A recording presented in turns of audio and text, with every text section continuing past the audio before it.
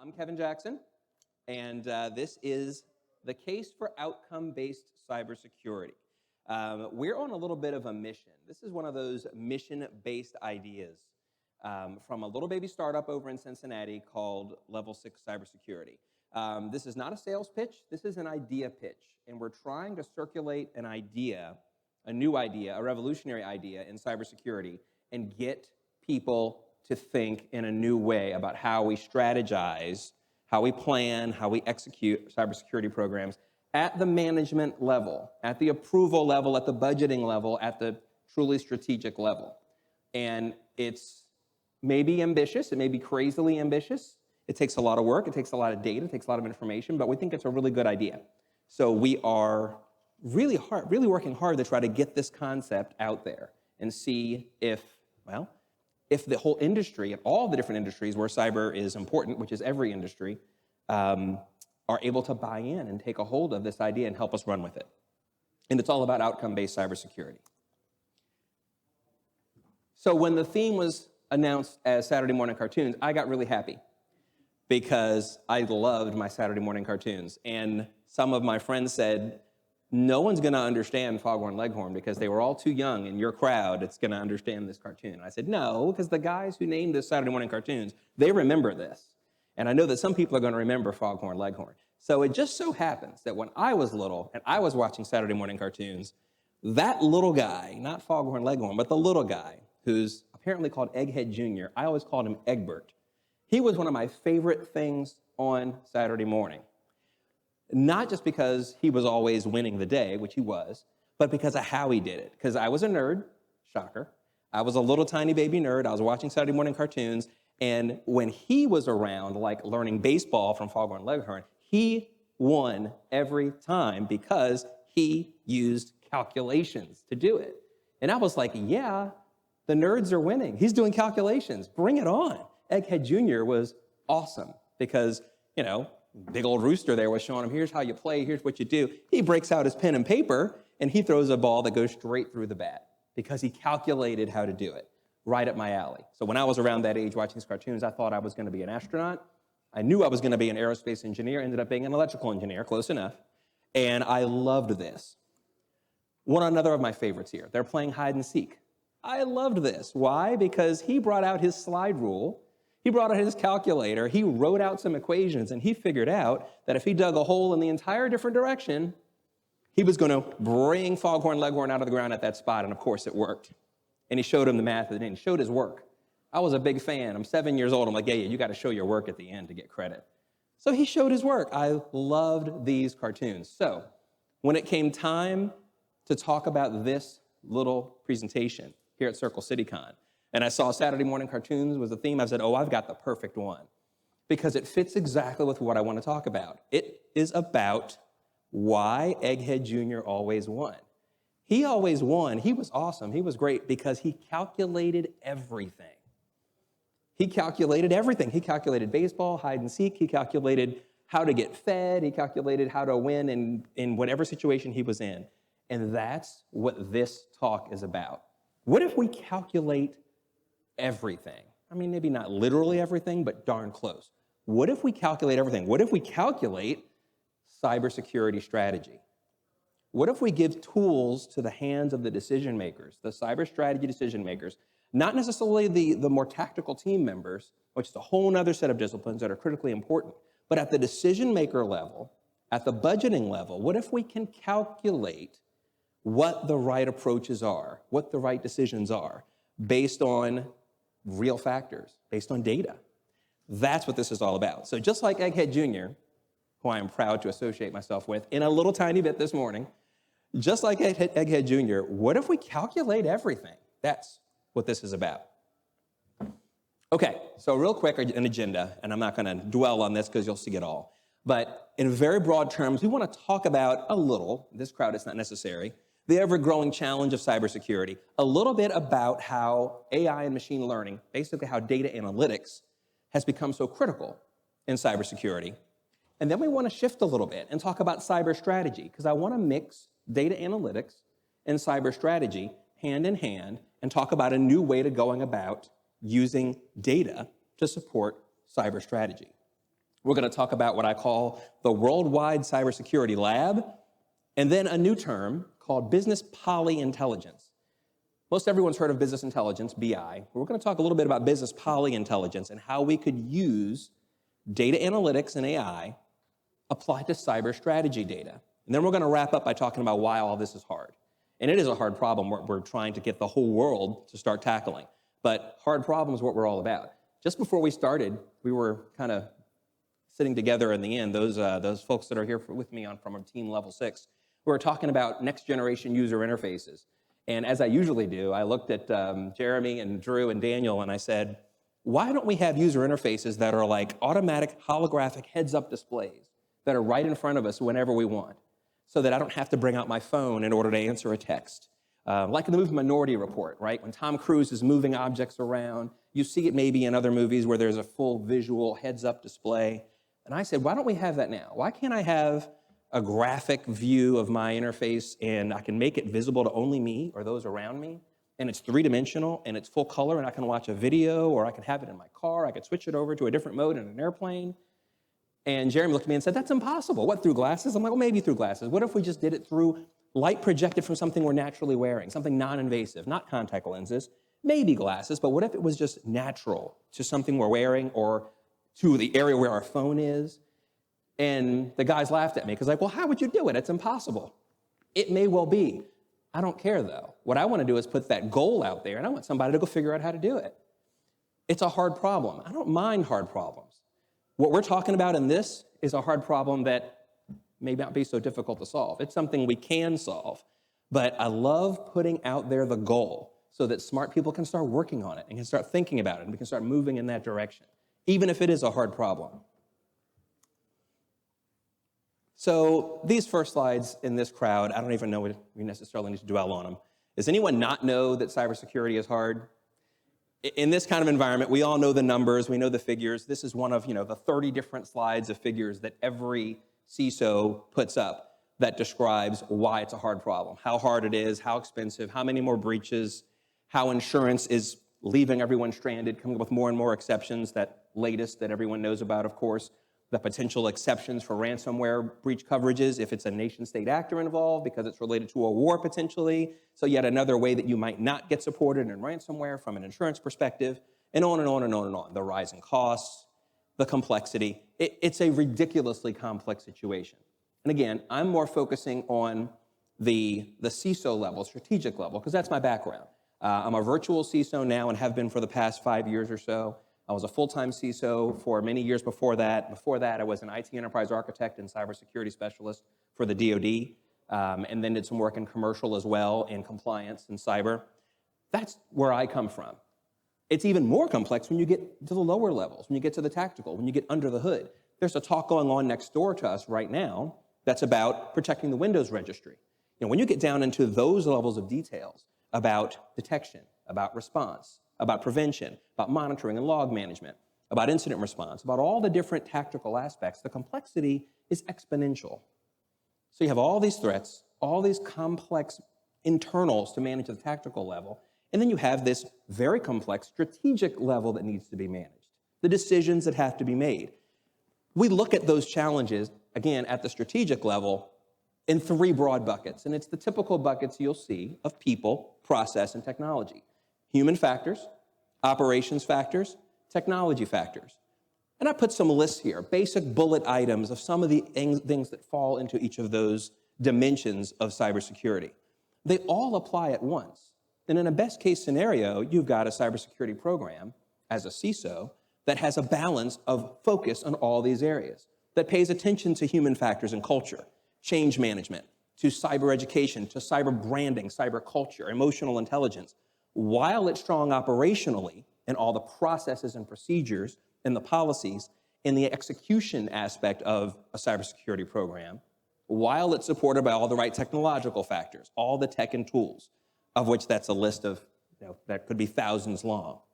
So very multidimensional, very complex. With that as a starting point, and I'm not even going to dwell on this because, again, you guys know it's an ugly picture. With that as a starting point, let's talk a little bit, and this is one thing I love about this whole talk. Let's talk a little bit about solutions. So something I usually complain about behind closed doors of people on my team, it's so easy to do a cybersecurity talk about how bad the problems are. And when we went to listen to some of the talks and some of the vendors at Black Hat, we went to ISACA, ISACA's North American Conference in New Orleans back in May.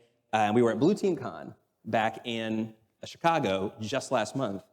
So many of the talks are very useful, but focus on the problem and kind of end with a solution that we have to find a solution or we have to do better.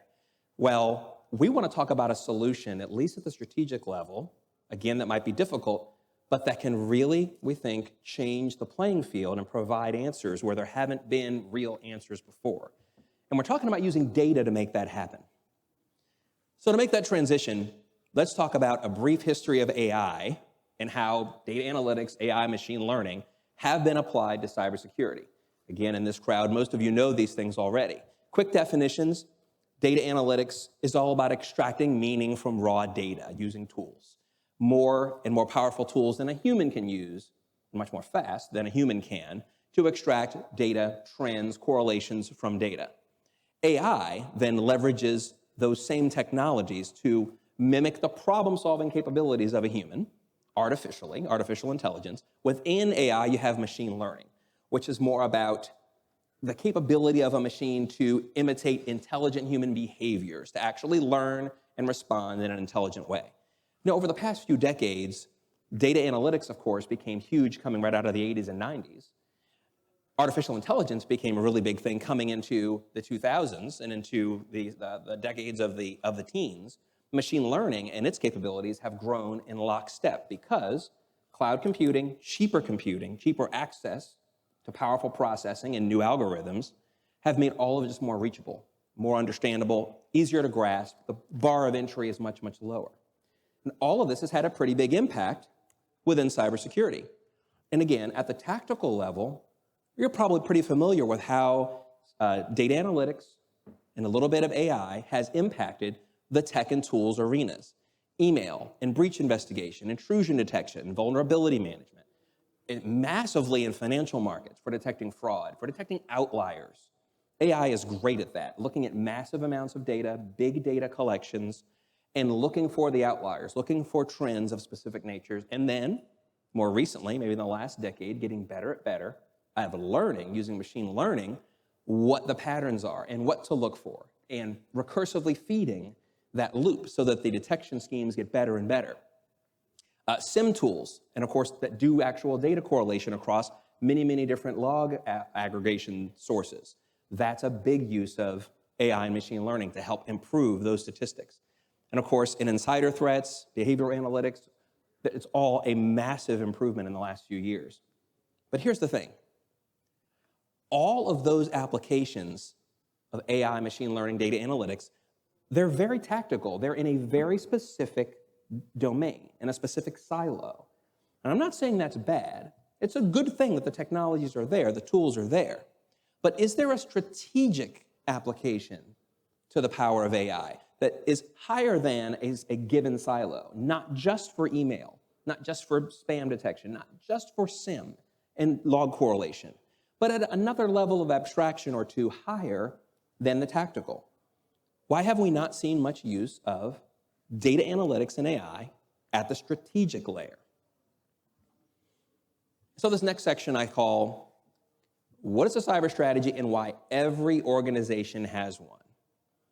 I remember I sat through a talk several years ago before I started our current company, and it was a talk on how you develop a cyber strategy. And it was a very good talk, a presentation on the steps for a mid-sized organization and up to the enterprise scale on how you start from scratch and build a cyber strategy. What are the components of your strategy? What are the domains you need to look at? How do you balance personnel and budget and focus on specific threat and threat management concepts and understanding the business and integrating with the business? Becoming a business enabler, which is obviously should be the goal of every cyber program. But I had one negative takeaway from that talk because I didn't like the idea that you had to go and find and create a cyber strategy. I was a little more of the mindset that every company already has a cyber strategy. It just may be a really bad one. Like a lack of doing things omitting things, not understanding things, purposefully hiding your head in the sand from things, that may well be your strategy. It might be a bad strategy, but it may well be your strategy. So from my perspective, I kind of formulated this opinion, and I think it's supported by evidence, that an organization's cyber strategy is really the sum of all of the cybersecurity and security domain related decisions that leadership makes. And that's all leadership, not just the CISO, or not just the CIO or the IT manager that's responsible for cybersecurity, but the sum total of all the decisions that affect personnel, facilities, policies and procedures, all the actions, the business processes themselves, the corporate culture.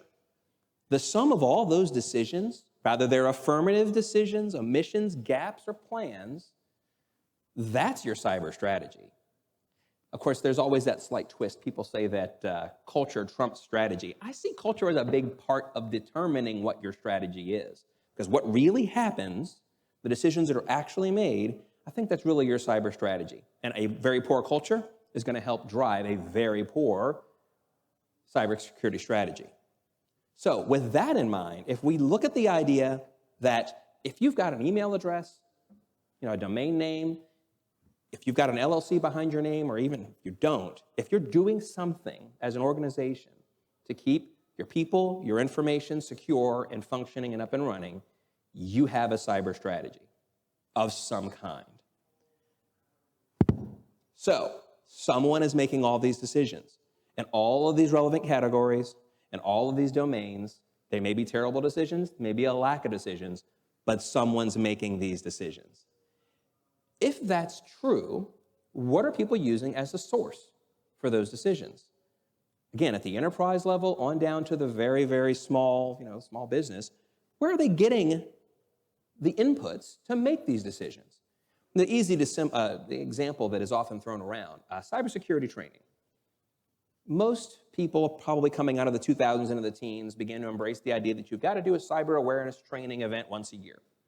And that kind of became the thing. And then in all of the insurance questionnaires and all of the general rundowns, there was a question, do you do an annual cybersecurity training? You click the box, yes. Where did that come from, doing that once a year? Is that a good idea? Is that general understanding, that trend that has become a kind of a truism, is that the right answer? And where did that come from? So of course we have standards. Our standards give us a lot of foundational information of what to do, what decisions to make at a high level, and sometimes a little more prescriptively, with our cyber strategies. We go to conferences, and that's why we're here. I've been going to conferences for my whole career. The first conferences I went to were back in about 1994, because I'm really old. And going to, back then, DoD conferences for the Air Force to learn things and bring those back to help the organization. One conference, 1 week, next year go to another conference for another week. Now we've gone to, this is our 5th conference in the last 5 months. Personally, it's been fun, love it. And we're learning things, right? But what exactly are we learning and how do we apply it? How do I know that my conference, what I learned from my speaker, how do you know what you're learning right now from me is actually better or worse than the guy next door, the conference on the West Coast, the simultaneous conferences happening right now in Japan? You're not going to know because you can't do all of them and you can't take it all in. You're going to get what you can, get your good ideas, get some assistance implementing, and try to do the best you can for your program. Headlines and articles, professional counsels, friendly advice, these things are good and they matter, but they are very, very piecemeal and they're siloed. They are just what they are. Are they right or wrong? I don't know.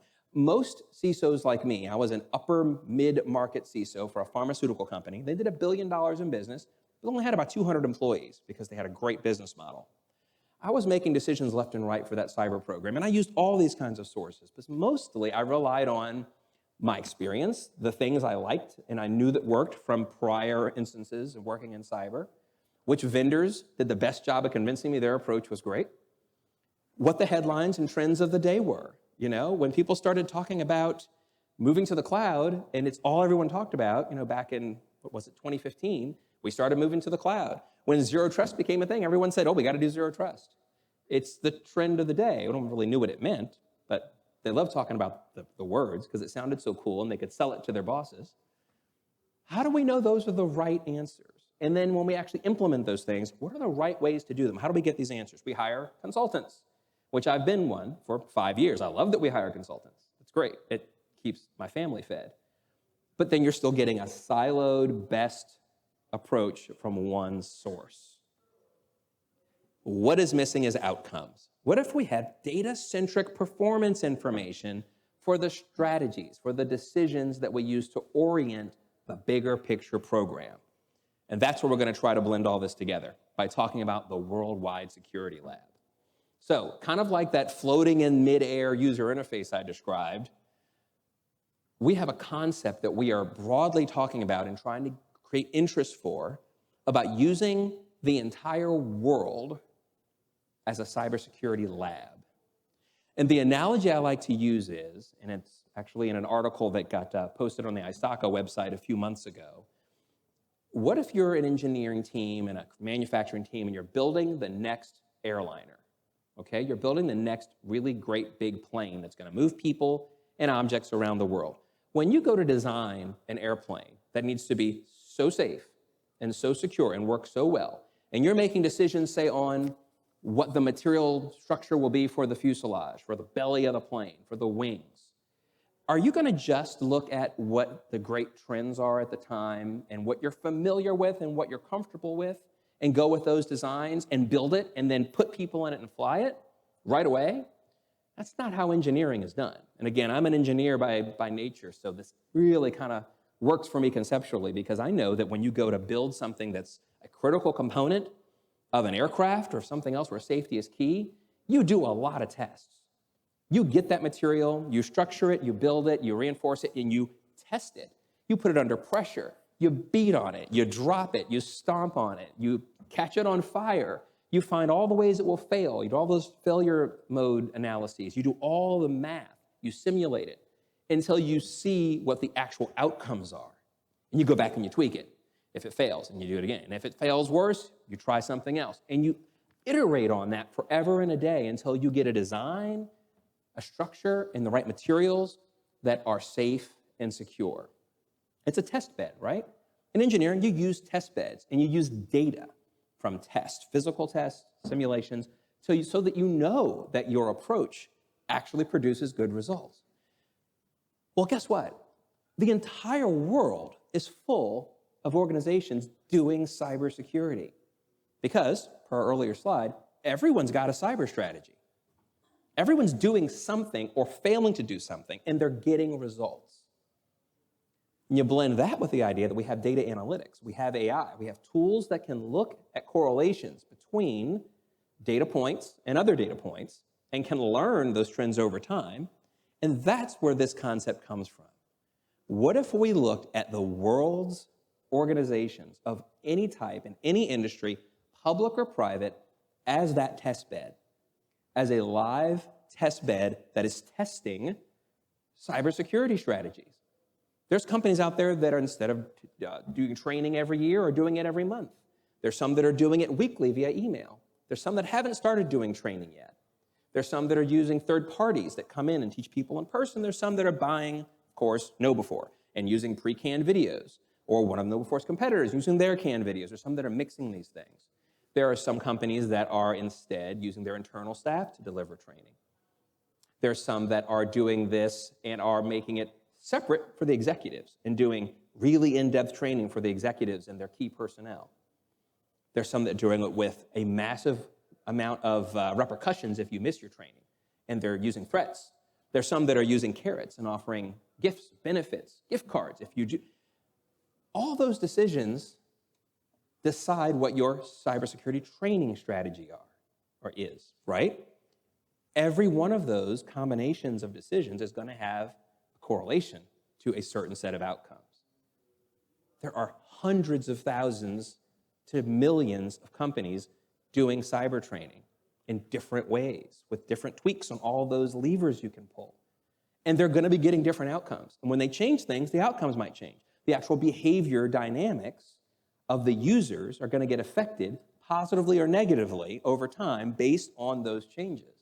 If we can collect the data from the worldwide lab at a high level, anonymously, and begin to correlate how the changes of different strategies affect the outcomes, then we can have what Egbert Jr. and Foghorn Leghorn land would call a calculated set of results for what works best in cyber training.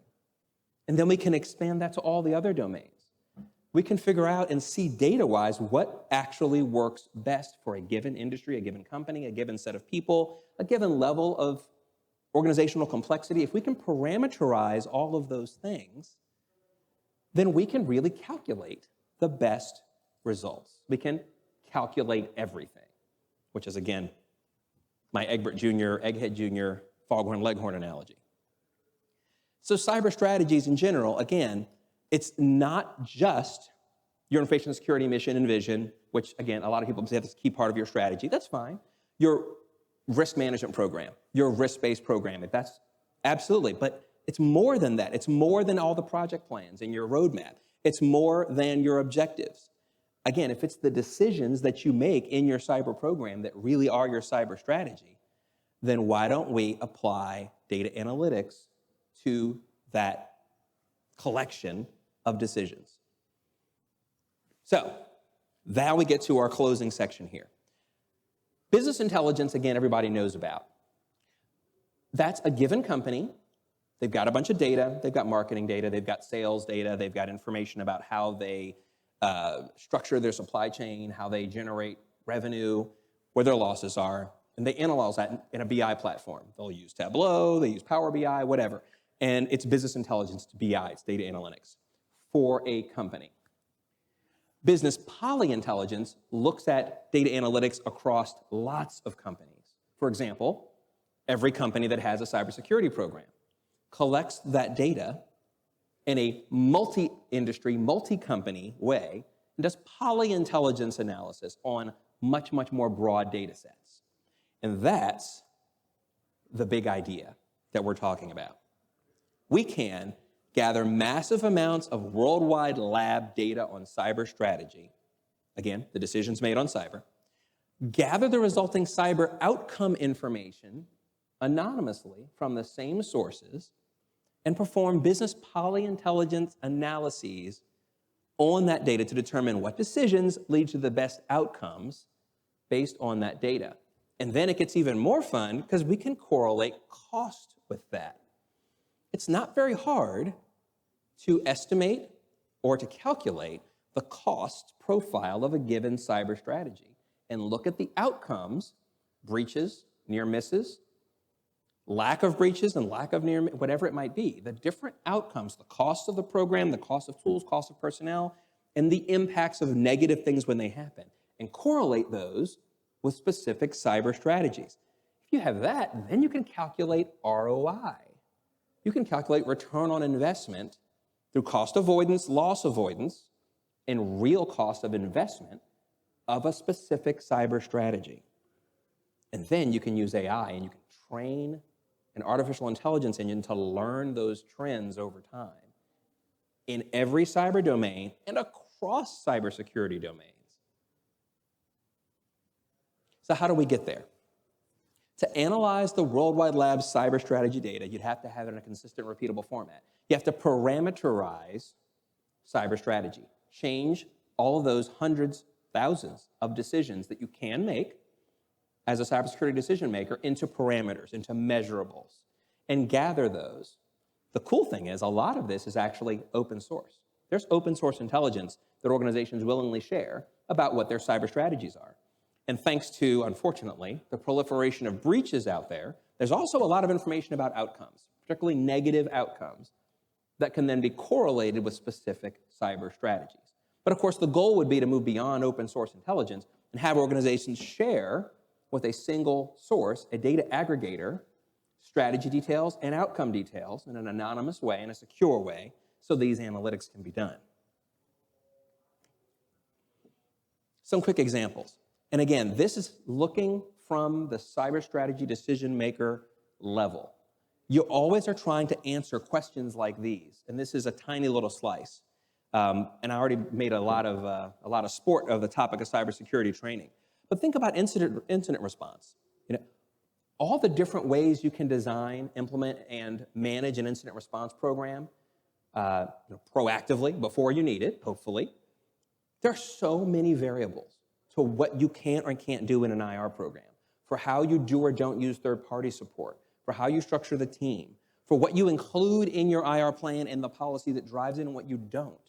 There are so many variables, but with the size of cybersecurity's extent across all industries right now, we're going to be able to find examples of so many different ways that real organizations have tried to implement their IR program, and where that failed and where it succeeded, where the response times were short, where they were ridiculously long, where the IR program just flat failed and they had to make changes. And when those changes are made, what a huge set of data points that is. It turns out we need to have our IR plan include these things because when the crap hit the fan, this didn't work. Sharing that, again, at a very broad scale amongst thousands and thousands of other organizations, anonymously contributing this information, allowing us to calculate and see what those trends look like and have an AI learn what the trends are and what works best, and answer specific questions for the cyber decision makers instead of based on, I hate to say instead of based on conferences, I'm speaking at a conference, but instead of just based on what they learned at a conference, instead of just based on the trend of the day and the latest acronym that's dominating the cyber headlines, based on 1,000 other companies in their industry that are near their size, based on what has actually worked. We kind of coined a little phrase, chase what works. What if we can chase what works in cybersecurity? Like, how great would that be, again, at the highest levels, to be able to look at what approaches work the best and use that as our guide? And then you can take it even further. You think about budgets, teams, how you organize and use SOCs, what you do in the cloud, what you do in multi-cloud, what you do in hybrid cloud environments, and how you approach those operational aspects and security aspects, how you manage your assets, your vendor management. Vendor management alone is such a huge part of this puzzle. Again, this is not at all a tactical part of cybersecurity, but boy, is it a critical one. In the mid-market, upper mid-market, at the enterprise, just how many hundreds of vendors does a typical organization use? To the thousands of vendors. A lot of progress has been made. I would say in the past 10 years, a ton of progress has been made, forced by large vendors onto the smaller and smaller ones to begin doing actual vendor cybersecurity management. We're looking at these companies that provide us services, and we're making sure that they have cyber programs. And we're checking with them annually, hopefully, maybe twice a year. We're doing questionnaires, we're sending them VSA, we're doing a SigLite, we're doing something. We're using one of these 30 different vendors that's popped up now that will do it for you, that'll send out questionnaires. We're gathering data, we're hoping it's working. I want to know right now, as a CISO, which of those 25 different variables I just named gives me the best results for keeping my vendors secure and keeping my company secure that uses these vendors. Which one works best? Should I use a third party? Should I do it myself? Should I be sending out the SigLite? Should I be a VSA person? Should I build my own? I don't know. And I will never know if someone doesn't start collecting the data and looking at the correlations for what gives the best actual results. Who's done these things and been like, oh my gosh, we haven't had an issue with a vendor in 5 years. Or we've done these things and we keep having vendor problems because of how we're doing vendor management. Those answers are out there. The data correlations exist and no one's looking at them. There's another cool piece of this puzzle that I kind of left out, and that's academic research, which also, I don't even know if I included it in the slides. That might be my mistake. On top of all of that worldwide lab of organizations, you've got thousands and thousands of peer-reviewed journal articles that are produced every year in cybersecurity. And you know where they're getting used? They're only getting used typically when a startup comes along that wants to do something related to something in one of those articles, or the authors want to start a company based on the dissertation work they did and the journal article they did for a cool new concept. And they're going to leverage that heavily. They've got case studies, they've got peer-reviewed research, they've got well-defined confidence intervals and all the data, quantitative and qualitative analyses for what works great in this part of cyber. Why, as a CISO, why can't I see that? Why can't I see someone go around and collect all of that fully cited peer-reviewed journal and research data, all those case studies, all of those analytics on specific cyber domain strategies, and feed that into the same engine parameterize that data, use it as weighting factors as appropriate to help feed the answers so that I can simultaneously see not only what works best from specific organizations and then analyzing that data, but I can look and see what the researchers have found and have that blended in and maybe even go a little deeper and find out, well, what was behind that? Because there you've got specific confidence intervals, you know what worked and why, how they did it. That's a ton of data. But I know I, as a CISO, I didn't have time for that very much. I think maybe once or twice in the 5 years I was the CISO of that pharmaceutical company, I really leaned into some academic research because I didn't have time. At one point, I had someone who worked for me do some. But how great would that be if we can get access to not only that worldwide lab, but the academia as well? And again, that point that I mentioned earlier, blending in the cost factors, that is a tremendous opportunity because then you can look at ROI. Okay, well, I kind of already said all this. Once parameterized, you can do a lot of great stuff. And again, the AI, the machine learning portion takes us a little further because then you can use the results you get to train a machine learning algorithm over time to get better and better at seeing and advance and doing predictive analytics, particularly maybe in an industry, maybe in a vertical, maybe in a sector for an industry in a size range for what looks right, what trends show success, what decisions give the right outcomes and why, and with data supporting it. So what I envision is outputs from a tool like this that not only show me real-world ROI based on actual data from other organizations, taking that and putting it into a nice deliverable graphic format. And when it's time for me to start Initiative A or Initiative B in my cyber program, taking that to my CEO and CFO who don't want to hear another budget request, taking that to the board of directors and saying, hi, this is what we need, and here's why. Because the data says so. Because the organizations are showing the ROI. It's the cost factor. We have to spend money, we have budget needs, sure, but guess what? There is a return on this. We very rarely see a negative ROI for good cyber initiatives. Because good cyber initiatives, the ones that really have high impact, the cost avoidance factor, the losses, the things that are avoided cost-wise and loss-wise are tremendous. That this is something that's kind of well known, but it's one thing to just have a bunch of assumptions and do it as an individual. What if we have a massive collection of worldwide data, a global data pool, that we can then show those decision makers and say, hey, this is the ROI. And it's not just, this is looking at data from all over the world. So we want to spend this, and this is the return on it.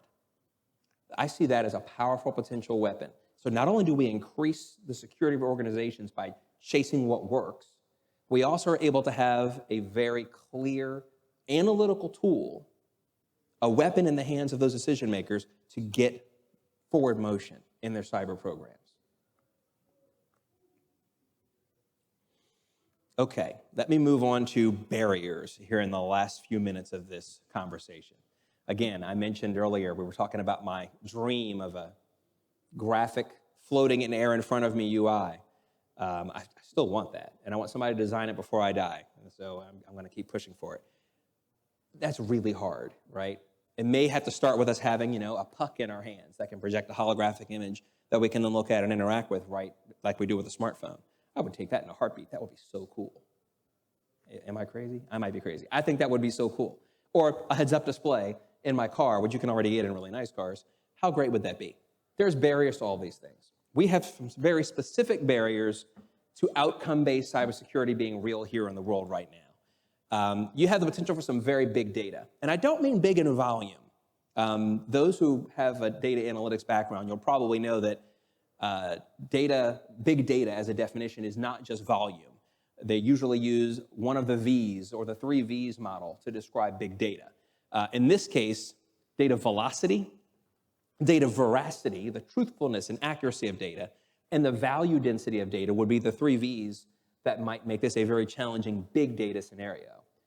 The way that you can parameterize cyber strategy data may not lead to massive volume of data in terms of how many terabytes or gigabytes of data, but the velocity with which such changes occur on a global scale, understanding the truthfulness, the veracity of that data, big challenge, And value density is a big thing, particularly in social media and on the open internet. There's so much news. There's so much social media conversation about cyber strategies and outcomes, about incidents, about losses, about insurance, about varying strategies in every single cyber domain. And again, you can pick a domain and you're gonna have a ton of available data just about that domain. IT asset management, IR, DR, vulnerability management and patching. Whatever it is, there's gonna be a ton of data out there. But how much of that do you need to absorb to get a certain level of value out of it? That's value density. And that's a challenge. Dealing with massive amounts of data in order to get relatively small amounts of value out is a value density challenge. Confidentiality is obviously a challenge as well. I've mentioned the word anonymously several times during the talk, but it's still a challenge. Getting the worldwide lab to share, even anonymously, at the cyber decision maker level is a challenge that needs to be overcome. Now, the good news about that is, and this is something I've learned a lot more in the past 6 months, it may not be a big as challenge as the big data challenge and some of the others, because it's not that rare, we're discovering, that companies are willing to share for such a benefit. We've had in particular some very large organizations that have said, this sounds really good. Are you sure you can do it? We're like, heck yeah, we can do it. Let's talk further. Complexity, parameterizing all of these decisions, all of the cyber strategy domains, that might be the number one challenge. That's why I put it in the middle. That's a big challenge. The complexity piece is phenomenal. Starting off with a rather core set of parameterized decisions in each cyber domain is a great starting point, but it's going to grow in complexity. It needs to grow because the decision spaces that you'd want to model, still staying strategic, are tremendously broad. So there's a lot of complexity to track. There's a lot of meat there. There's a lot of gold to be mined as you get deeper and deeper into how you structure decision chains. One key aspect that I think is really useful is looking not just at the pure yes, no, and numeric strategy decisions, again, like in cyber training, number of times per year, flags for how you conduct it, rather it's third party or internal, rather it is carrot or stick driven and things like that.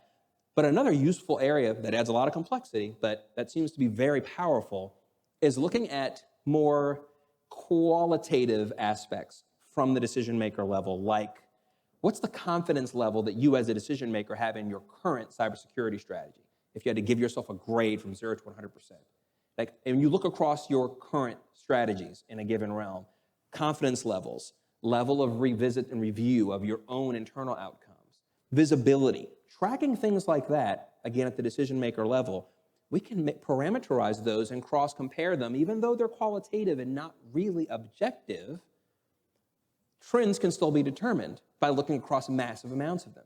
We may be able to correlate trends, such as when a given collection of CISOs in a given industries really have a low confidence in their own implementation in a given cyber strategy area, they're often really right. Or maybe it's the converse. Maybe low confidence areas are not aligning with poor performance.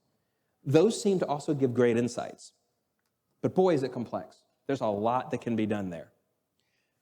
Uniqueness, a significant challenge. The idea behind mining the data of the world cybersecurity programs kind of mandates there's only one of these. If you have two collections of information like this, you've cut the capacity, you've cut the analytic power by more than half. So that's a little bit of a challenge as well. And then, of course, novelty. This is a very brand new idea. This is not something that's been looked at before. It very well might be the right time to look at it, which is why we're here, while we're talking about it. But it's a very new and novel concept. How to make and execute on it is all brand new. And of course, that's the mission nature of what we're trying to do. Spread this idea, spread this concept, and get buy-in from organizations that might want to try it, want to look for a future. We tend to call it like the cybersecurity strategy revolution. Might want to be a part of revolutionizing how cyber strategy decisions are made. Last piece of this, before I wrap up, is kind of the more forward-looking aspect of this, which is both a barrier and an opportunity. In a lot of ways, what I've described sort of talks about what you would do if you are designing and launching a cybersecurity program from scratch and you wanted to answer those kinds of questions.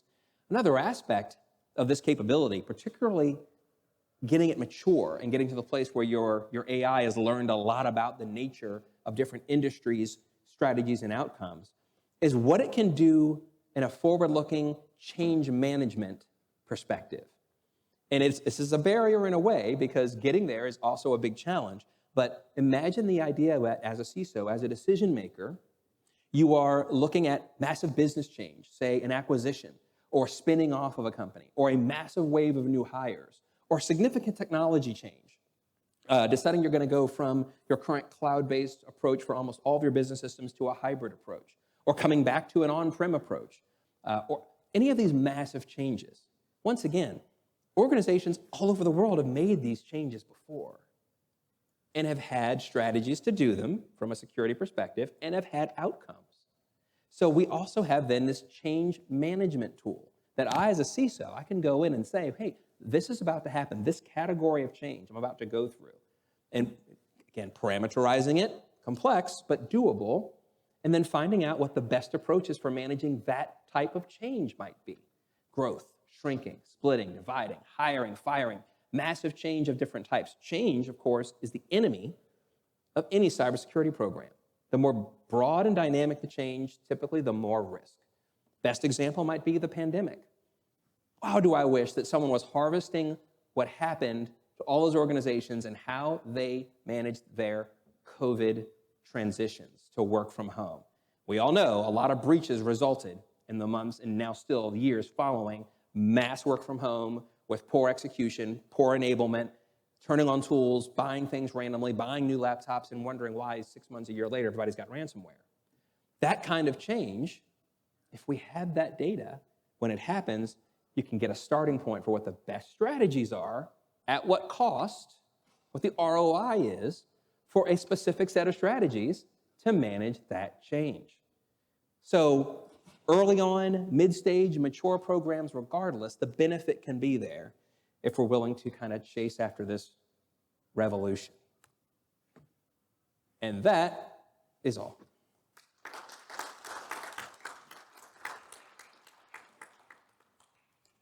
Are we supposed to do Q&A? Does anybody know? I'm out of time, so I mean, it's supposed to be till 10:50, but I guess the next talk doesn't start till 11. So, anybody have questions? Yes. I feel like you're overlooking the big people side of the issue, and I say that just because, like, I feel like you can quantify data to a certain extent, but you cannot quantify people and why they do the shit they do. Okay, you just can't. It's like, I mean, unless we want to have chips put in our brain, and then we'll just do that right along with that little pop thing that you're talking about. We can put our thing right out our eyeball so we can see it there, right? Okay, we can do all that. But Yes. I wonder if one of the things that could be better leverage is the insurance underwriting companies. Mm. Cyber insurance industry is changing dramatically right now, and I feel like they're collecting at least some generic information in a very consistent way that might help you answer some of those basic questions, but not have the full picture. And if you could get visibility from underwriters, you might be able to at least start developing moving forward. You could not be more right in both things you just said. The first piece, there's never a way to get 100% of the human aspects parameterized, at least not yet. I shouldn't say that because I still think I'm going to get my 3D user interface sometime in my lifetime too. Maybe someone will do that, but you're right. That level of complexity, I don't know if the value would be there. The ROI might not be there if we're even trying to go there. And that's why, and this is an interesting point, earlier this week, someone said to me, are you trying to replace CISOs with this tool? And I'm like, there's no way. People are the core of all of these things, and humans are the center of cybersecurity. This is a tool to be in a CISO's handbag so that they understand and can see what works best in different areas of strategy, but the human factor you can never fully emulate.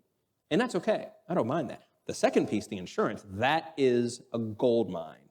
And I have no hesitation in saying that, yes, that is true, and partnering with us on this are some insurance companies for exactly that reason. They are a gold mine of data, and they are so interested in whatever can be done to help reduce this type of strategic risk for their organizations they underwrite. So those conversations are a live thing happening right now, and is fantastic. So 100% agree. Anybody else? So I love that you started with Egbert, right? Yes.